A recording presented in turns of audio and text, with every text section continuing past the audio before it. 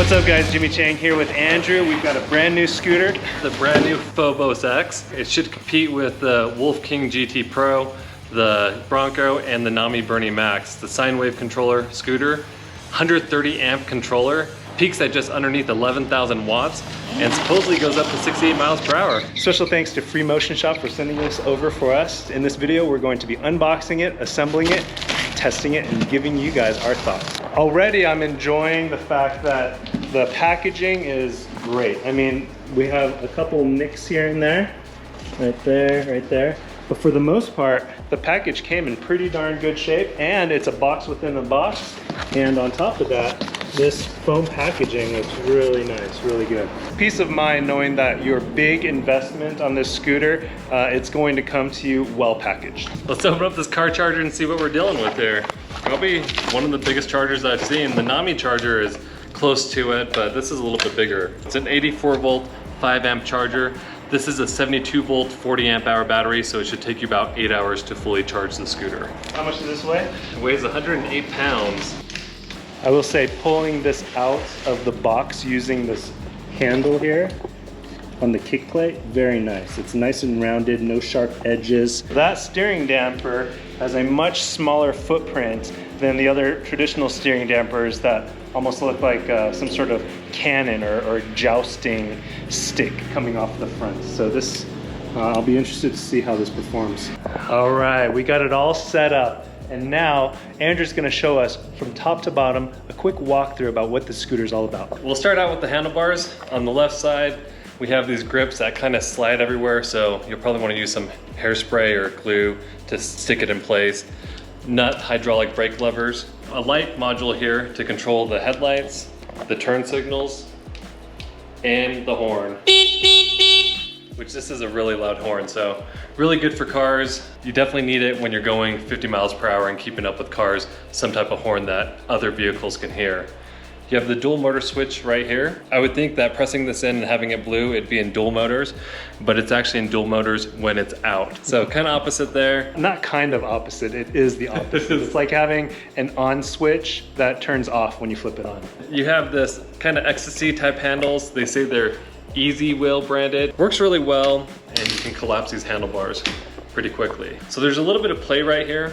Really simple. You can just adjust this bolt right here and you'll get rid of that play. There we go. Rock solid. Coming over on the right, we have this unique looking display. We've never seen this before. It's FOBOS branded. This does connect to an app, and we'll explain more about that here shortly. And it's connected to this thumb throttle. P is the power button, so you use that to turn it on and off.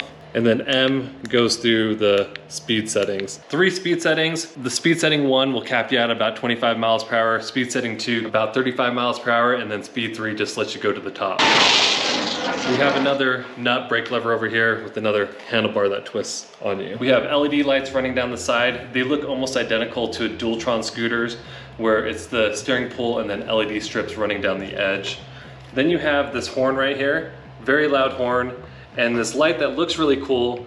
It seems pretty bright, but we'll let you know more when we do some night riding. You have this folding mechanism to lock it into place. It's really beefy. I like this a little bit more than the Dualtrons because it's just thicker. It's a thicker type of metal. And then right below it, you have this really cool steering damper. It looks like the E-Rex steering dampers that are about $400 or $500. You adjust it down here, righty-tighty. So coming from the bottom right is where it's the tightest.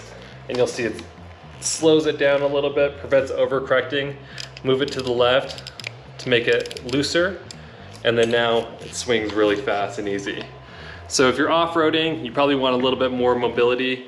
If you're going on top speed runs, you want it nice and tight. Coming down the control arm and moving down the swing arm, we have 11x4-inch tires, and then you have nut hydraulic brakes right here. You have these front headlights as well, and then these are the turn signal lights. I do love this undercarriage glow.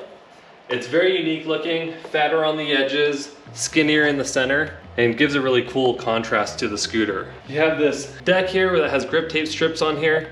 Some unique features about this scooter is you can add a SIM card for a couple things. You can track your rides, and you can use it as a LoJack system so you can find your scooter if someone steals it. You do have to buy a SIM card with a cellular plan, and you just insert it underneath the deck. There is some bolts underneath this grip tape, so that's a little bit obnoxious. The other issue we ran into this scooter is you have to connect it to an app. When I first tried to turn this on, it wasn't really turning on for me. It would turn on for a second and turn off. They have an app that you connect to it, and that gives you the ability to unlock and lock the scooter. So that was the issue that I was having at first, is the app wasn't connected and the scooter just wouldn't turn on for me. You have this nice kick plate in the rear. You have a really big fender back here that offers great coverage with an integrated light, and it works as a brake light. You have nut hydraulic brakes combined with 11x4-inch tires and a 10,000 watt motor. It didn't really specify if it's dual 5,000 watts, it just said 10,000 watt motors for both of them. So I'm thinking probably about 5,000 watts each, max peak power, but we'll try to find out exactly what that number is. Kickstand's really nice and beefy. You can adjust the height on it. These control the lights right here, and then you use the remote control to control the color of the lights. So you can go red, green, blue, change it all sorts of different ways. And then you have suspension cartridges inside of these swing arms and control arms. These remind me similar to the Dualtron scooters. Couple things that stand out to me. They've chosen to go with the slogan, quality matters. If that's the case, then a couple questions. How come we're missing some bolts? Bolt missing here, bolt missing here. We're also missing a valve stem cap right there. We did have that valve stem cap, but it was cross-threaded and it wouldn't hold in place. The valve stem caps, they weren't quality. When you get your scooter, make sure to walk through, check all the bolts. Like, you should always check all the bolts, and make sure they're there, make sure they're tight, because quality matters. But let's get our scooter gear on so that we can test this on the road to see if it really does hit, what, 68 miles an hour? Yeah. 68 miles an hour. All right, safety gear is on. The weather is hot, but we're having fun on this powerful beast. This thing is insane. Oh yeah, it's a ton of power. As soon as you press the throttle, and I would even say that throttle is so sensitive, it's not even when you touch the throttle, it's when you think of the throttle. I feel like it just wants to take off. It is insane how sensitive that thing is.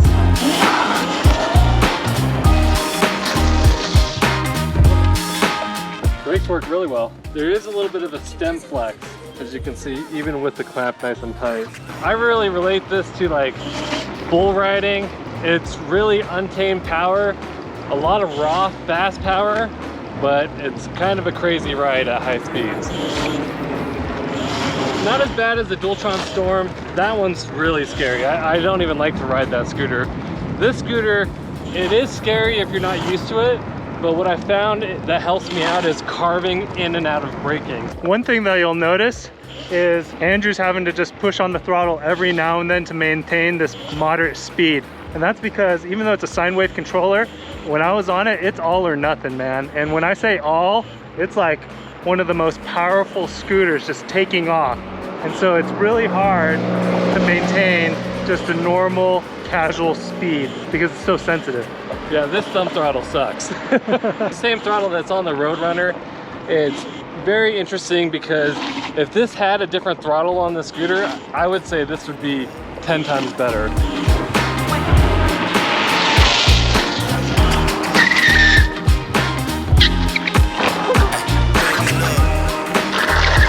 It's heavy. It's hard to lift off of curbs, so just keep that in mind. When you're going to try to go off curbs and lift, it's a really heavy scooter. We've been having quite the time on this scooter, the Phobos. This has only been our initial impressions video though. Andrew, any final comments? This is a very fast beast that's hard to tame. There's power, and then there's unbridled power, and that's what this thing is. But more in the final review. Thanks for watching, and remember, when you guys ride, wear your safety gear.